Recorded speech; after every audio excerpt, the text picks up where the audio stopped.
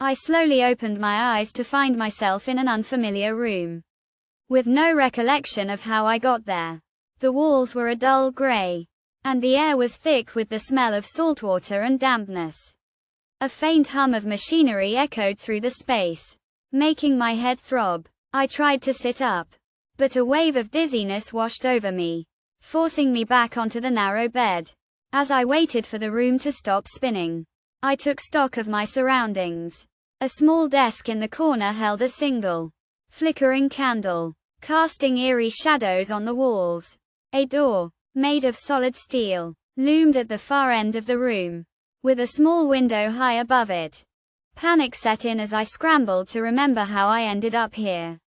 I was a writer, a recluse who preferred the company of my characters to real people. My last memory was of working on my latest novel, a sci-fi epic set on a distant planet. I must have fallen asleep at my desk. But this was not my home. The door creaked open, and a figure slipped inside. It was a woman, with piercing green eyes and jet black hair, dressed in a crisp white jumpsuit. She carried a tray with a steaming cup of coffee and a small, leather-bound book. "Good morning," she said, her voice low and husky.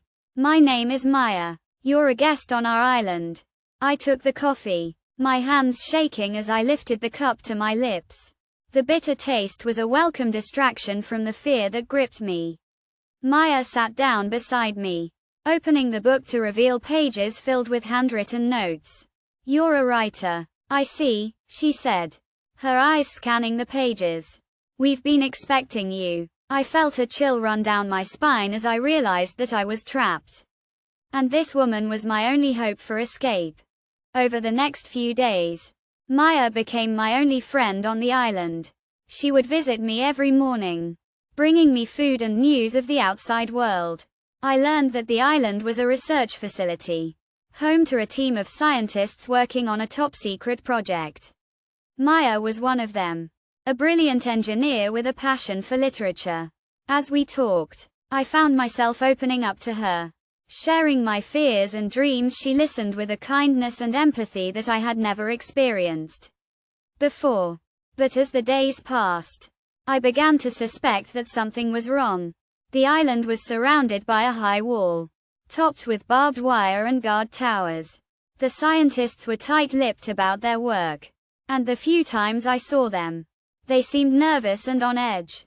Maya would often disappear for hours at a time, leaving me alone with my thoughts. I started to wonder if she was hiding something from me.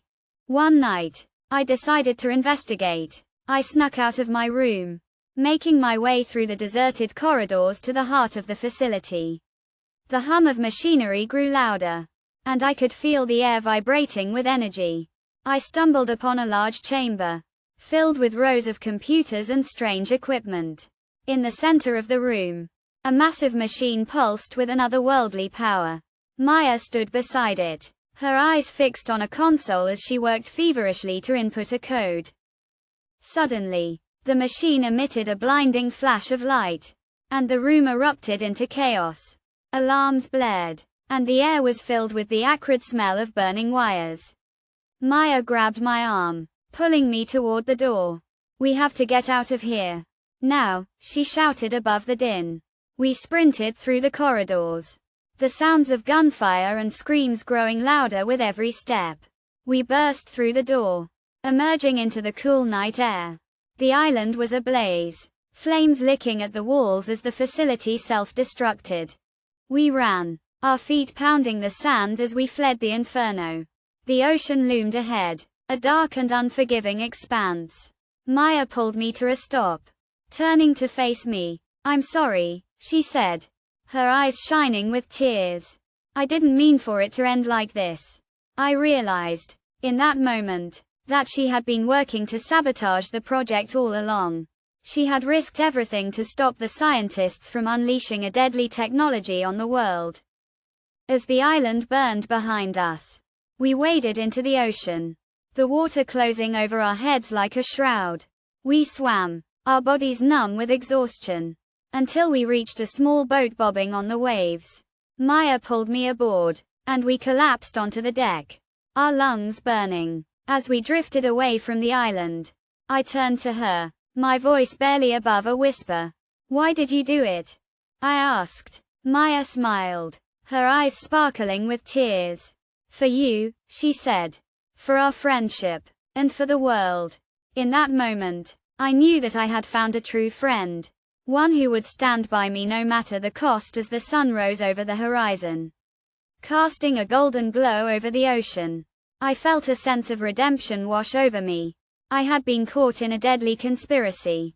But I had emerged with something far more valuable. A friendship that would last a lifetime.